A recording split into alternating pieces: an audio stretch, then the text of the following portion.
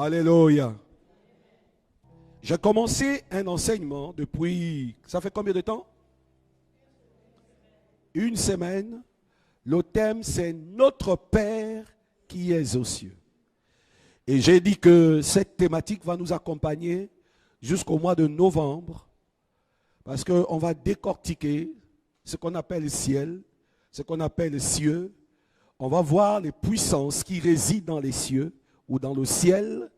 On va voir l'organisation du ciel, comment le ciel fonctionne, comment le royaume du ciel fonctionne, quelles sont les puissances qui sont mises à disposition au sein dans le royaume du ciel et comment est-ce qu'ils opèrent. Et nous verrons aussi les cieux, les différentes sphères, quelles sont les entités qui gouvernent dans les différentes sphères et comment est-ce qu'ils opèrent, soit contre nous ou soit avec nous.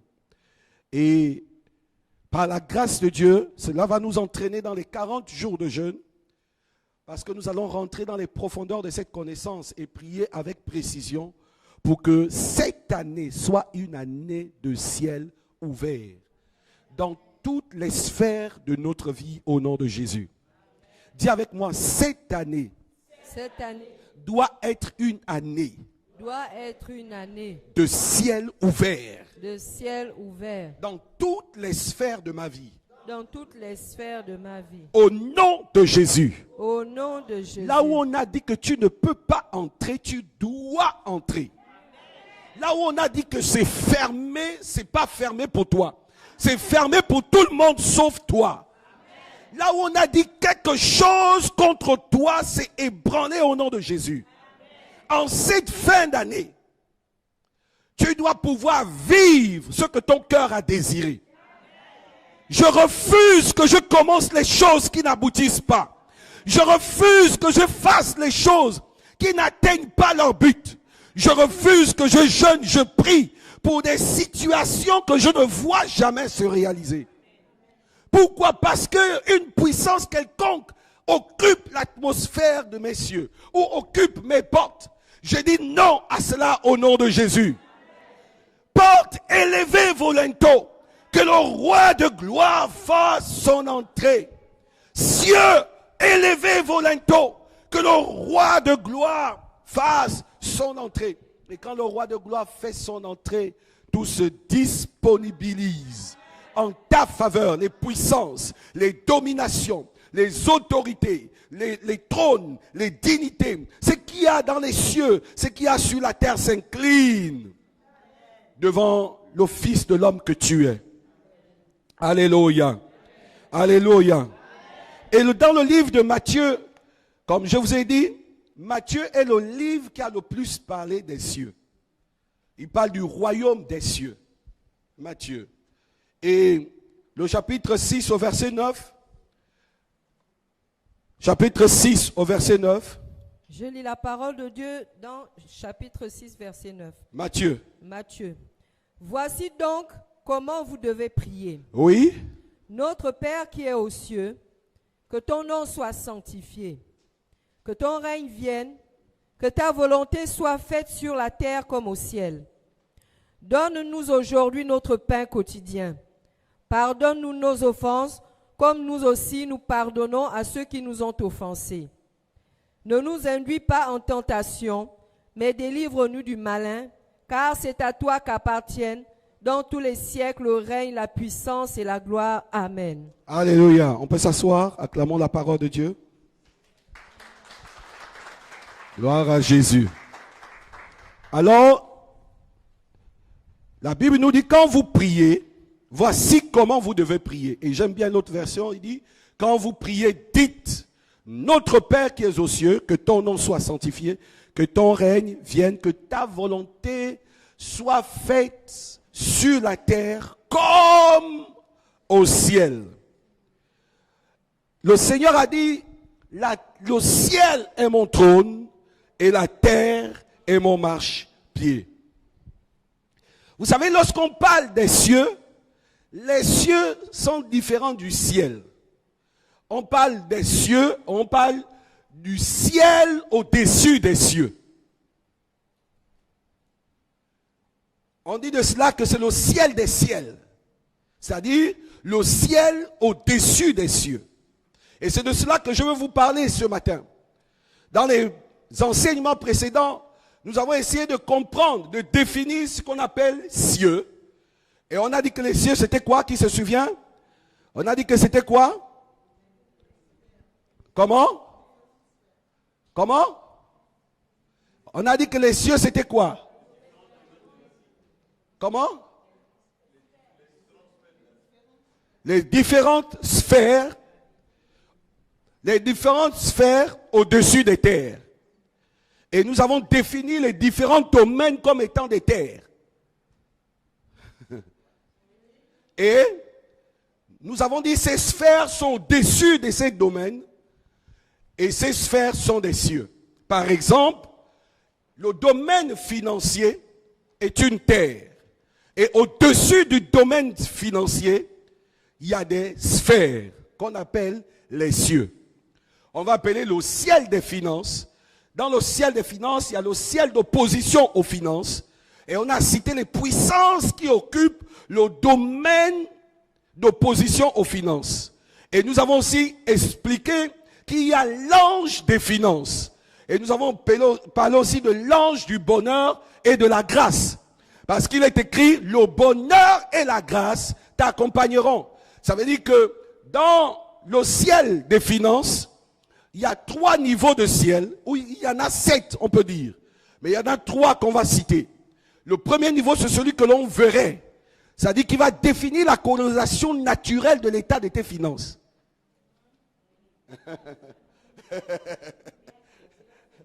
Quand vous voyez que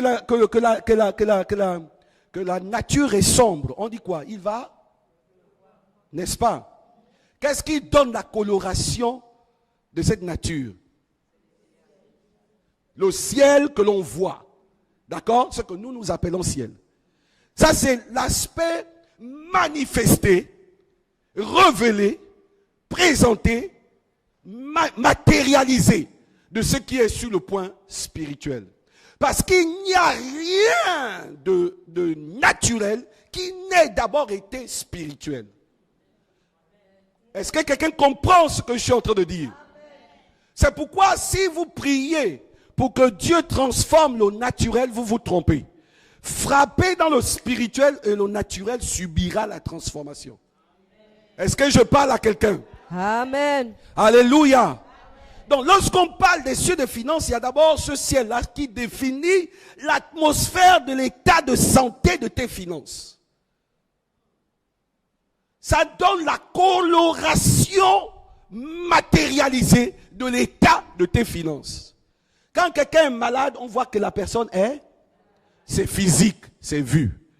D'accord? Maintenant, ensuite, il y a le deuxième ciel où réside la force. Dis avec moi la force. La force. La puissance. Puissance. Qui va dégager de sa coloration sur le plan manifesté du ciel de tes finances.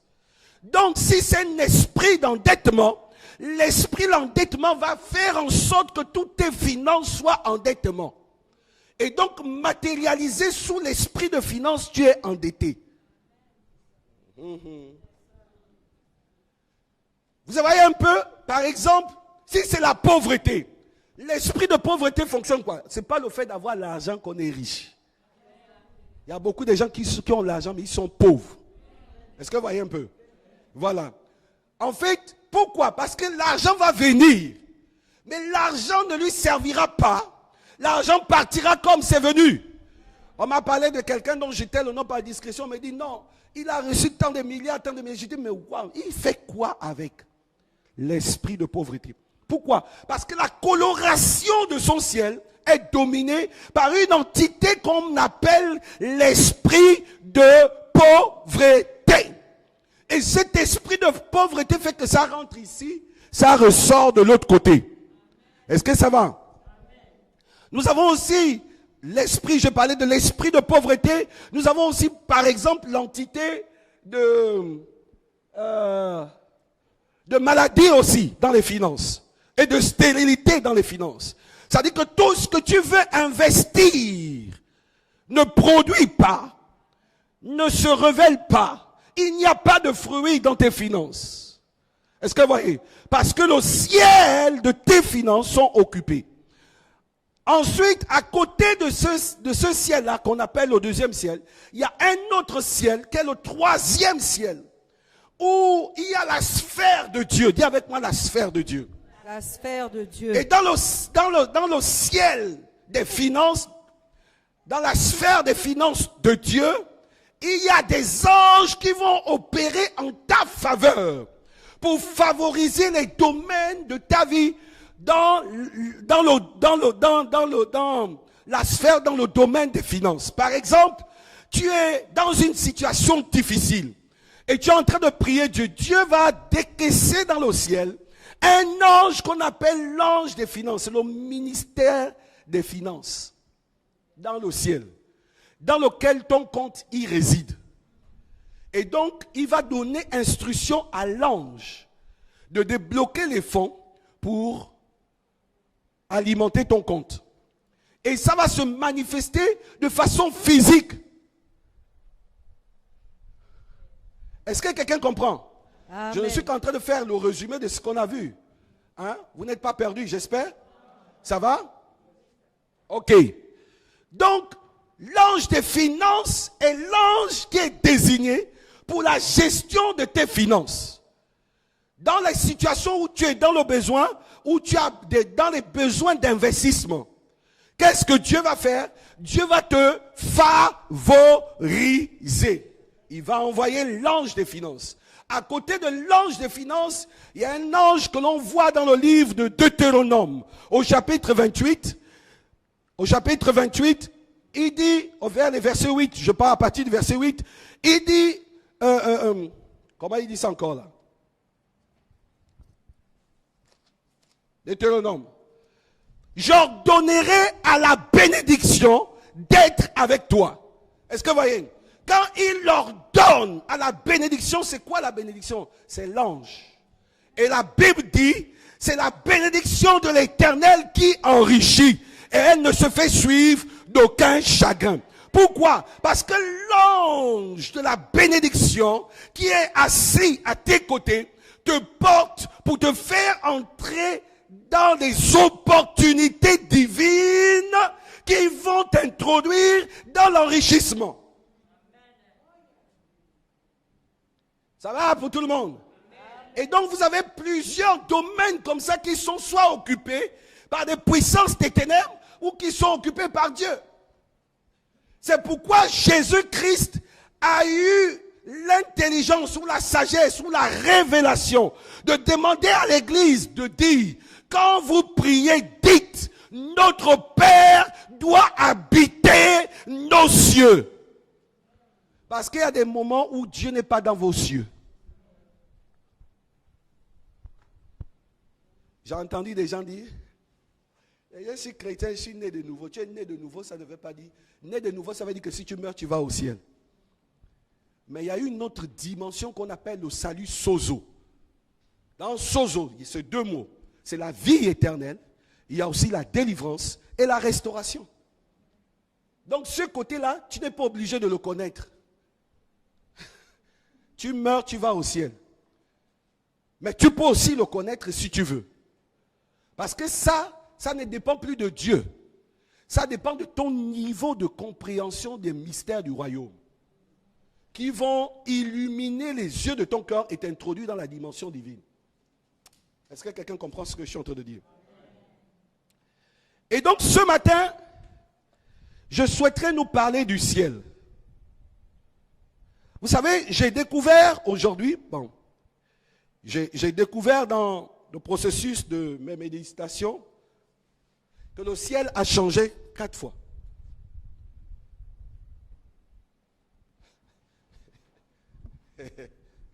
Le ciel a changé 4 fois. La première fois, d'abord, c'est quoi le ciel? Je vous ai dit que le ciel, c'est là où Dieu réside. C'est la sphère de Dieu lui-même. Voyez? Et dans la sphère de Dieu, il y a des anges, il y a son trône. C'est donc qu'il est écrit que le ciel est mon trône et la terre mon marchepied. Et là où il est, on dit, le Fils de l'homme est assis sur le trône. resplendissant de gloire. Et la Bible ajoute que tu es assis dans le Christ, à sa droite, à côté de Jésus, dans le trône, dans la sphère du ciel. Alléluia. Jésus-Christ est dans son univers avec le Père et le Saint-Esprit. Dieu réside non pas d'abord dans les sphères humaines, il réside d'abord dans son... Il dit, est-ce que quelqu'un peut-il me construire une maison? Lorsque David est en train de construire une maison à Dieu, il dit à David, tu ne peux pas me construire une maison. Ta propre petite maison ne peut pas me contenir. Je vais vous dire une chose. Si Dieu descend ici, je ne sais même pas où on va le mettre. Je ne sais pas où on va le mettre. En fait, ce que nous vivons là, les petites manifestations qu'on vit, c'est juste une portion de sa personne. En fait, c'est lorsqu'il essaye un tout petit peu de se rapprocher de nous. Juste un peu. Et là, tu vas voir les sensations. Hey, oh, ça. Mais imaginez si Dieu lui-même descendait. Les Israélites ont vécu le phénomène à Horeb. Vous savez ce qui s'est passé à Horeb? Quand il est descendu sur la montagne, c'était compliqué. Il n'était même pas descendu entièrement. Juste une portion de ce qu'il est, la montagne était en feu. Et ils ont commencé à crier, à dire, s'il te plaît Dieu, non, ne viens plus jamais nous voir comme tu as décidé de faire là. Si tu veux nous parler, passe par Moïse. Pourquoi? Parce qu'aucune personne ne peut voir Dieu et vivre. Aucune personne ne peut voir Dieu et vivre. Je suis désolé, ceux qui disent qu'ils ont vu Dieu, ils se sont trompés. Ils n'ont pas vu Dieu. Ils ont juste vu une image de qui il est. Ils ont peut-être perçu une image de qui il est. Même Moïse, il a dit à Moïse, tu ne peux pas me voir et tu vives. Or, Moïse parlait bouche à bouche avec lui. Juste l'effet de son ombre. Il dit, tu me verras juste l'ombre, mais tu ne peux pas me voir et vivre.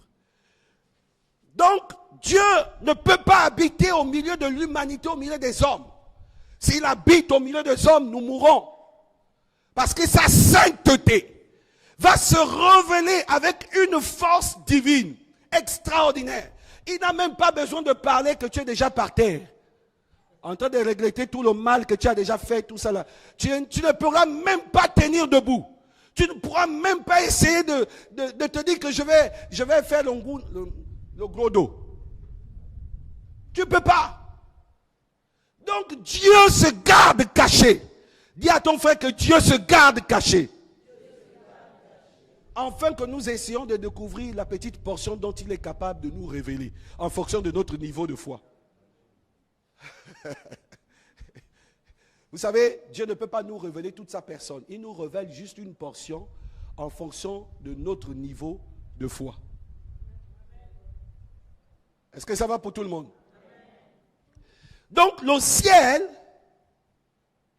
est le lieu où Dieu demeure.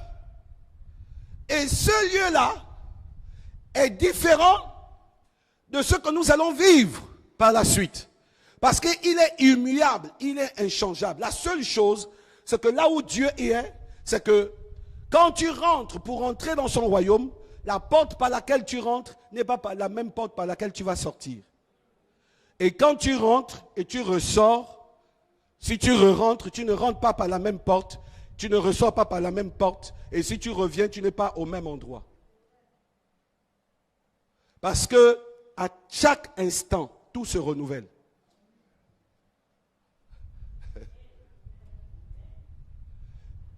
La preuve, c'est que quand nous prions, nous sommes emportés dans l'esprit. Et si quelqu'un vous bouge, tac, dès que vous revenez, vous fermez les yeux, vous n'arrivez pas à être là où vous étiez.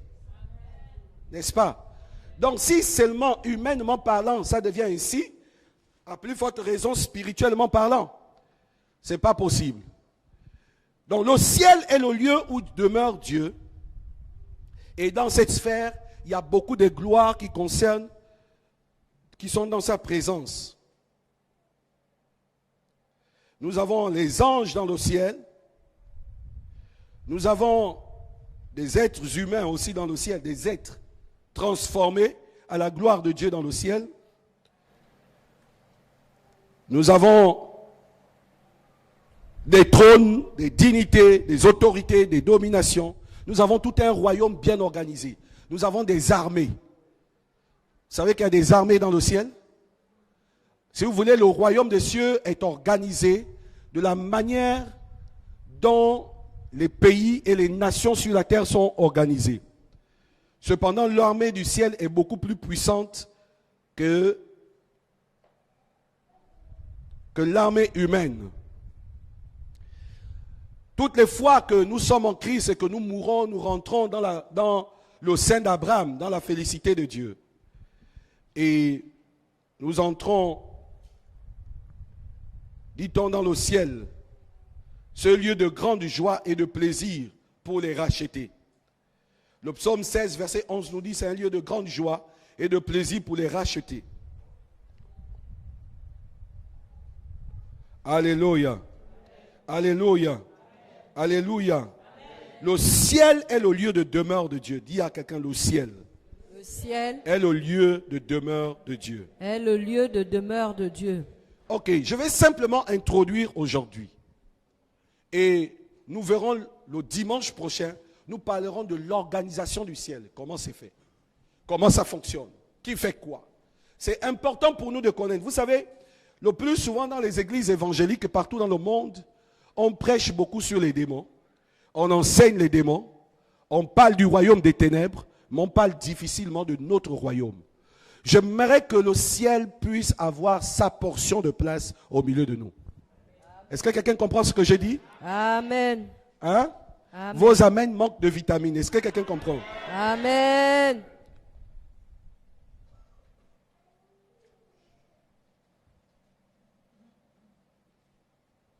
Ok, je disais qu'il y a le ciel tel qu'il a été défini dès le commencement, où Dieu résidait dans toute sa gloire, avec les anges et tout ça, a subi 4 fois sa transformation, a changé pendant 4 fois. Il a connu plusieurs phases et continuera à subir des changements futurs. Au moins 5 phases ou 4 phases distinctes du paradis semblent identifiables. Ésaïe 14, verset 12. Est-ce que quelqu'un peut nous lire ça?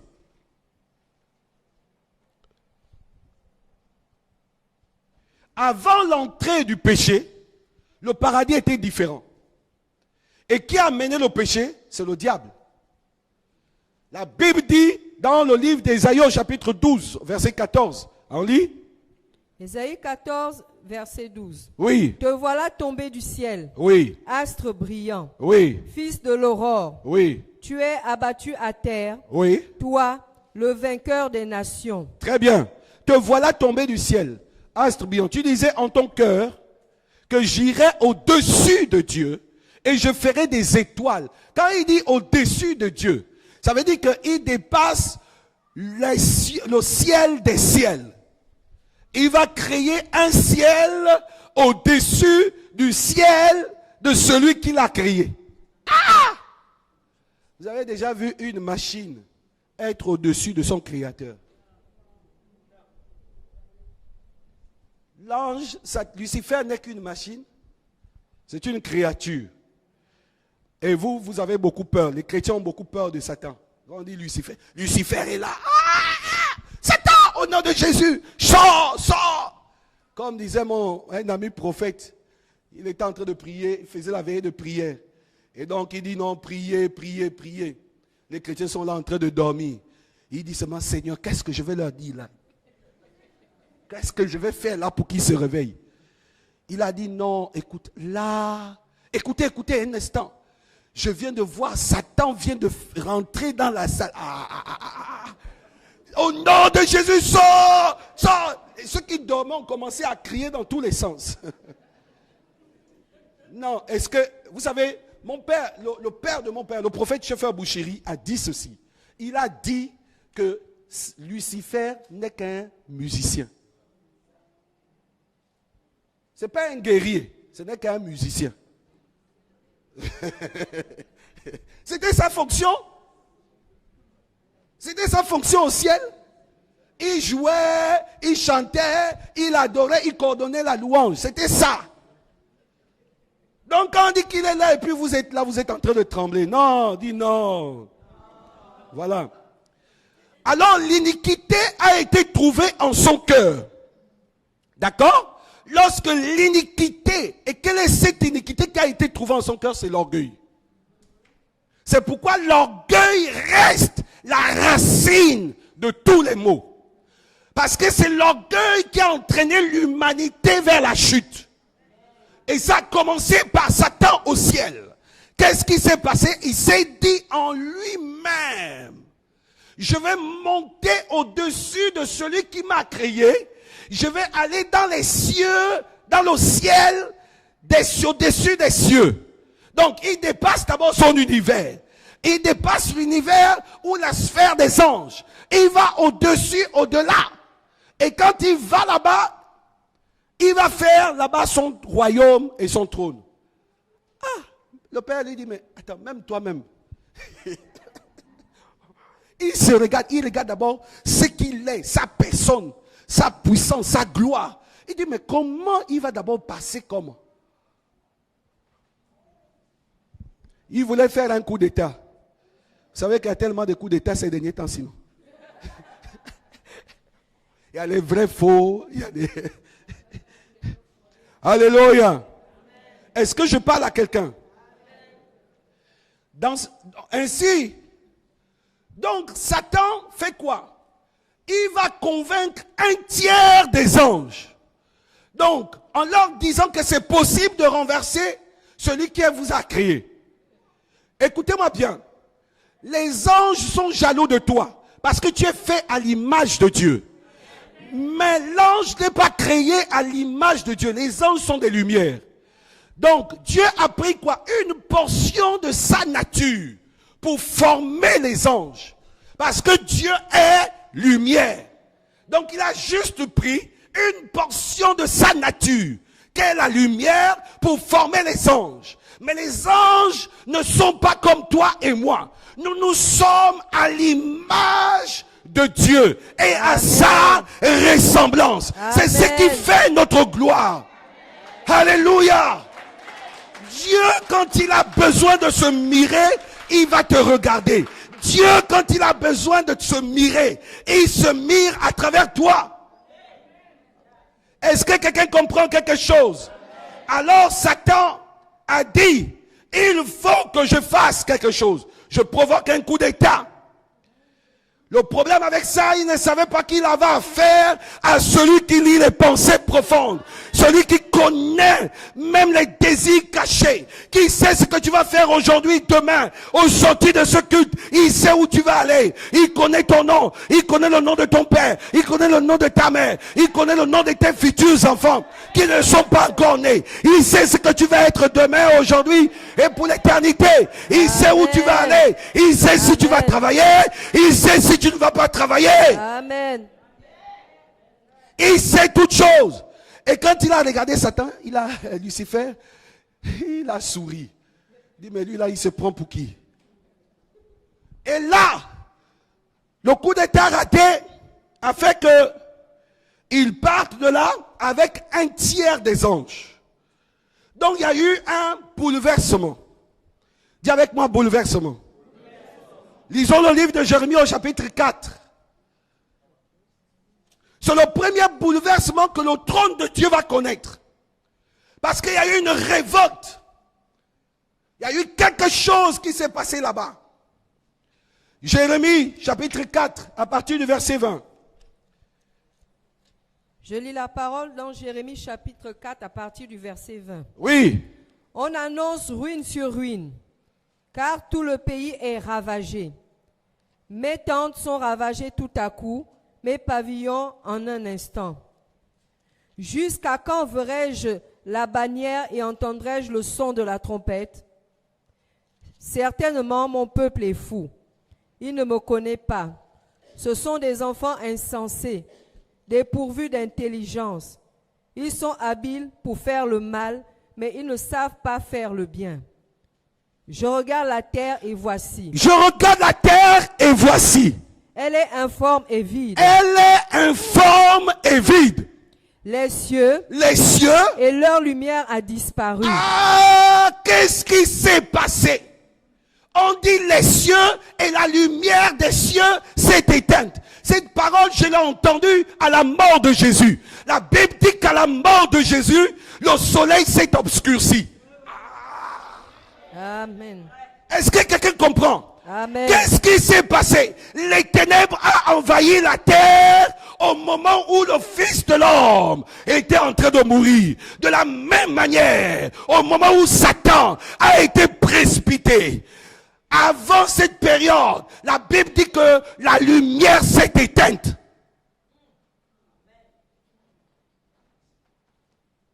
Bouleversement dans le ciel. Dieu n'en revenait pas. Son royaume venait d'être envahi par des corruptibles.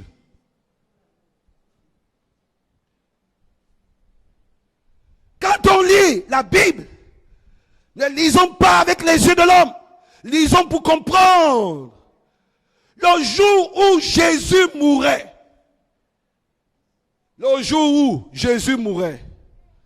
le trône de Dieu était livré. Et les puissances invisibles, regardez ce qui se passe. La terre était assombrie, n'est-ce pas? Pourquoi? Parce qu'il n'y avait plus de lumière. D'où venait la lumière?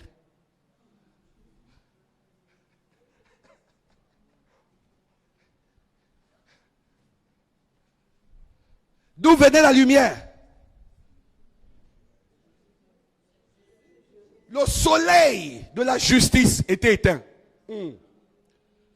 Le soleil de la justice. J'ai prêché quelque part et j'ai dit Jésus-Christ a connu les ténèbres une fois dans sa vie.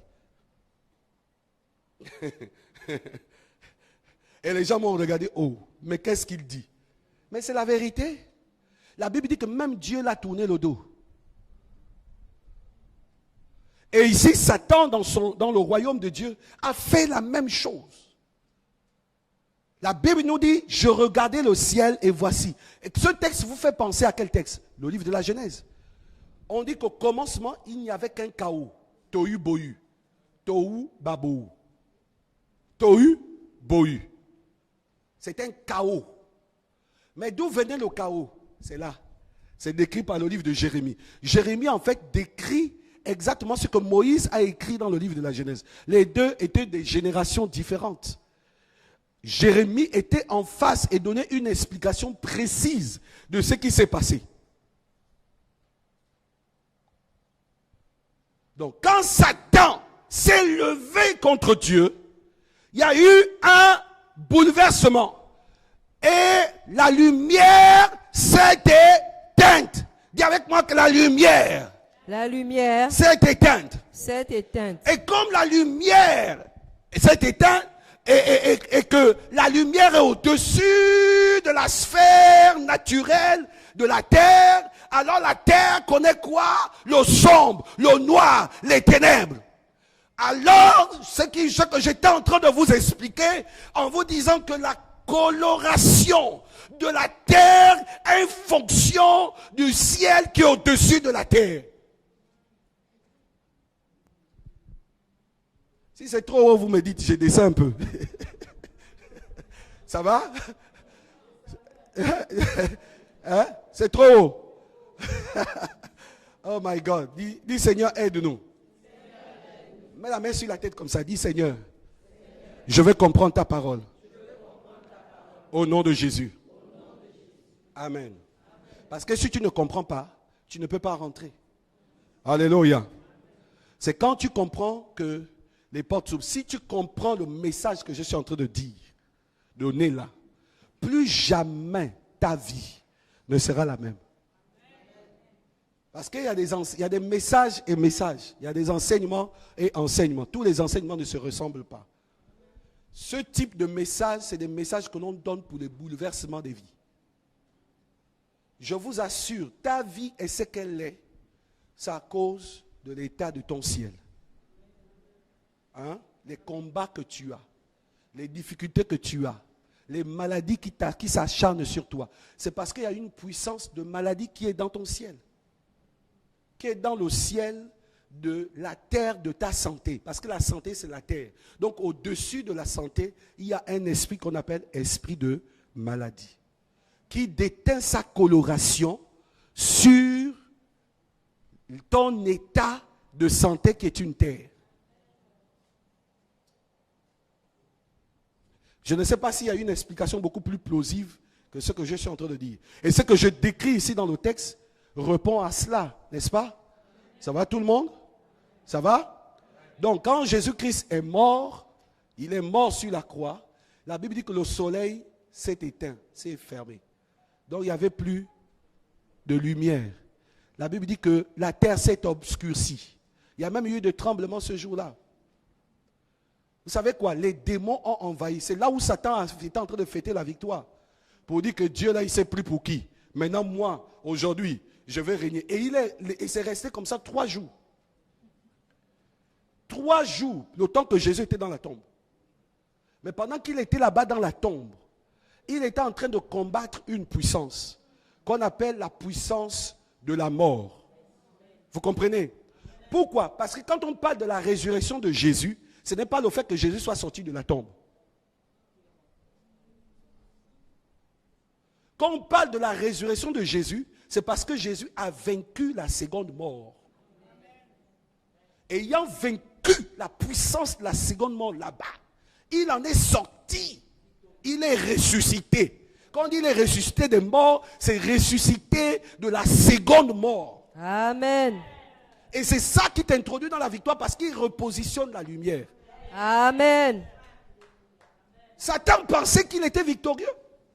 Pendant 3 jours, il était en train de chanter. Il était en train de danser. Il a amené même les gens au bar pour aller faire toute la nuit l'ongosé. D'autres sont allés voir. Vous connaissez l'ongosé ici?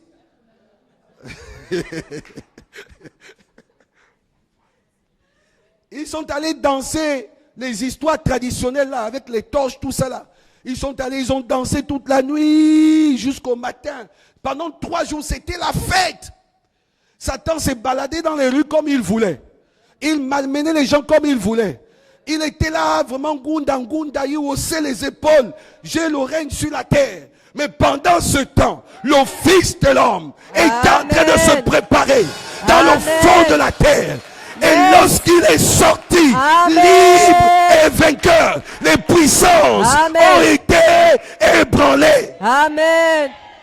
Satan s'est dit, oh, qu'est-ce qui se passe? Oh, il dit, oh, mais le gars là, il est sorti. Mais il a fait comment? Mais il est sorti. La terre n'a pas pu le contenir. Ah, la terre a ouvert la bouche et a vomi le Fils de l'homme. De la même manière que les eaux avaient vomi Jonas. De la même manière, la terre a vomi le Fils de l'homme. Amen. Tu le vomir. Ah, il sort, pardon. Tu nous troubles trop, tu nous tourmentes. Et la lumière a commencé à éclairer. Et qu'est-ce que Dieu a fait? Dieu a pris une portion de ce qu'il est. Il a mis en toi de sorte que tu deviennes comme lui. Dans la dimension de l'esprit, tu es totalement lumière. Et il n'y a pas de ténèbres en toi. Oh.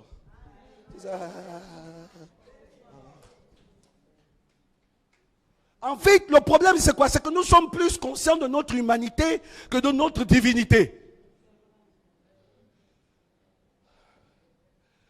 Beaucoup de gens sont plus conscients de leur humanité que de leur divinité. Si je vous dis que tu es capable de passer par cette porte sans qu'elle ne s'ouvre, tu vas me regarder avec les grands yeux que waouh, affaire ici a commencé comment?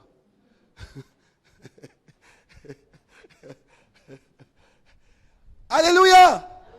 Non, c'est choquant. Mais écoutez, Dieu est en toi. Et il fait que tu sois, la Bible dit que vous êtes la lumière du monde. Amen. Il a dit quoi? Nous sommes la lumière du monde. Lève-toi, regarde ton voisin, dis je suis la lumière du monde. Je suis la lumière du monde. Regarde quelqu'un, dit je suis la lumière du monde. Je suis la lumière du monde. Regarde une autre personne et dis je suis la lumière du monde. Je suis la lumière du monde. On ne peut pas t'éteindre, on ne peut pas te limiter, Amen. on ne peut pas t'écraser. Amen. Même quand les gens disent qu'ils ne pourraient pas avancer. Amen. Mais Dieu fait que là où c'est fermé, la lumière rentre toujours. Amen. La lumière passe toujours. Que la Amen. maison soit fermée, qu'elle soit comment. La lumière passe toujours. Amen. C'est ça. Il y a quelqu'un, c'est ça. C'est ça. Donc si tu es une lumière, qui peut t'étouffer? Oh, on m'a Personne. étouffé. Asseyons un instant. Oh, on m'a étouffé la nuit. Ça veut dire que celui qui t'étouffe la nuit, là, tu dors, tu te réveilles. Et puis tu l'étouffes lui aussi. Alléluia!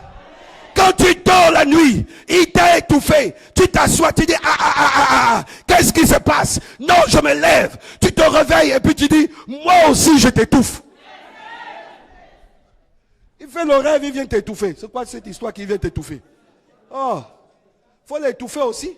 Fire. Regardez-moi les choses. N'est-ce pas? J'entends les chrétiens, on m'a étouffé. Oh, il était étouffé.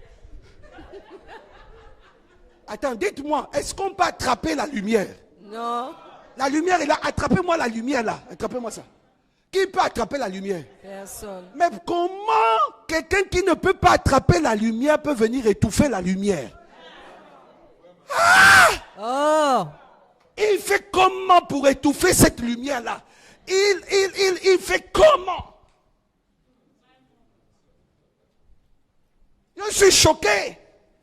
Je suis scandalisé. Hein? Je suis choqué. Oh.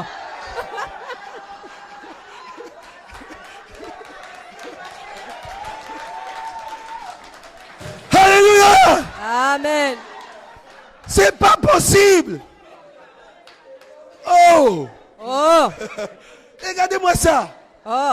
Tu es fils du Très-Haut ou tu es fils de machin? Hein, non. C'est ça. Non. Tu es fils du Très-Haut. Amen. Né du Fils de l'homme. Amen. Renouvelé par son sang. Amen. Et racheté par lui. Amen. Dieu a fait de toi. Il dit vous êtes des Christ. Amen. Car l'Esprit de Dieu Amen. habite en vous. Amen. Maintenant, quelqu'un va venir t'étouffer.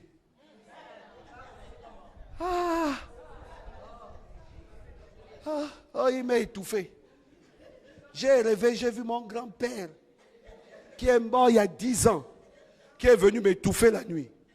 Mais toi aussi, tu dors, tu te réveilles et puis tu l'étouffes aussi.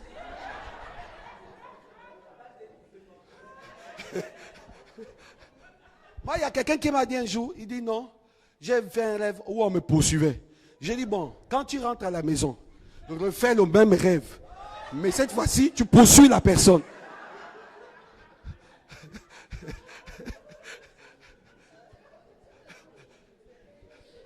Est-ce que quelqu'un comprend ce que je suis en train de dire? En fait, ce que je veux ici et essayer de ramener à notre esprit, c'est la dimension de ce que tu es.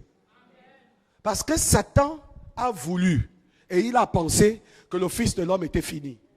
À un moment donné, on pense que tu es fini. Il y a même les gens qui ont dit que là où tu pars, là, on ne sait même pas ce qu'il va devenir. Mais moi, je suis en train de te donner une bonne nouvelle. Tu sais, la bonne nouvelle, c'est quoi? C'est que lorsque tu es en lui et que tu marches dans la sanctification avec lui, peu importe les circonstances, aucun homme ne peut t'étouffer. Un talent, on ne peut pas étouffer un talent. On a chanté là, je suis une étoile. Dis-moi, qui a déjà étouffé l'étoile dans le ciel? Est-ce que tu sais que tu es né comme Jésus? C'est-à-dire qu'avant que tu ne naisses, ton étoile a d'abord apparu. C'est-à-dire qu'avant que tu ne sois là où tu es là, tu étais d'abord dans le ciel fixé comme une étoile. Et on avait donné le nom à cette étoile-là. Le nom à cette étoile, c'est le nom, peut-être pas le nom de ton grand-père que tu portes aujourd'hui. Mais c'était peut-être un nom bien là. Parce qu'on t'a donné peut-être un nom, je ne sais pas. Hein? Vous savez, il y a des noms bizarres là qu'on donne aux enfants. Il faut effacer ce nom-là.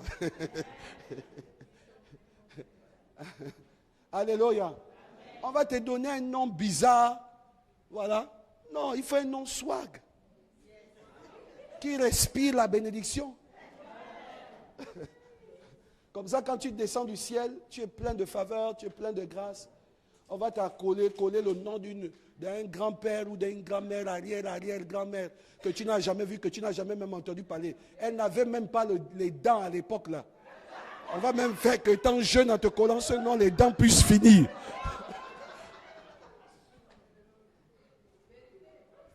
Non, il faut sortir de ça. Il faut sortir de ça. Vous savez, je parle de ça en blaguant, mais vous savez que les noms ont de l'impact sur la vie des gens. Les noms ont de l'impact sur la vie des gens. Mais Dieu te donne un nom nouveau. Il dit dans le livre d'Ésaïe 65, il dit, je leur donnerai un nom nouveau. Donc, le nom que tu portes, ce n'est plus le nom du grand-père, c'est le nom de Christ. Christ renouvellement, Christ restauration, Christ guérison, Christ opportunité, Christ faveur, Christ délivrance, Christ alléluia. C'est bizarre, je suis sorti de mon message, je vais essayer de revenir. Alléluia, alléluia. Donc Satan a chuté. Dis avec moi, Satan a chuté. Et quand on parle on dit qu'il a été déchu. Vous savez, quand on utilise les mots, oh, Satan a été déchu, il faut comprendre ce que ça veut dire. Satan avait la gouvernance avant sa chute dans le ciel. Il avait la gouvernance. La Bible dit dans le livre d'Ézéchiel, quand il parcourait la terre, l'or et l'argent, toutes les richesses étaient à sa portée. Il dirigeait les nations, il coordonnait les royaumes, il coordonnait les nations. Jusqu'au jour où l'iniquité a été trouvée en son cœur. Vous comprenez? Et là, qu'est-ce que Dieu a fait? Quand vous voyez, quand on déchoit quelqu'un, c'est comme à l'armée, puisque le diable était un musicien dans l'armée du ciel.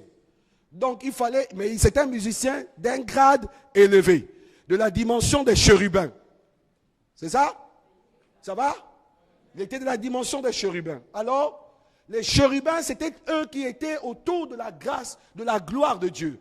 Sur le propitiatoire du temple de Dieu, il y avait les chérubins aux ailes déployées. Ils étaient là pour garder la gloire de Dieu, pour la conserver. Et lui, sa manière de la conserver, c'était d'entretenir cette gloire par une adoration profonde et grande.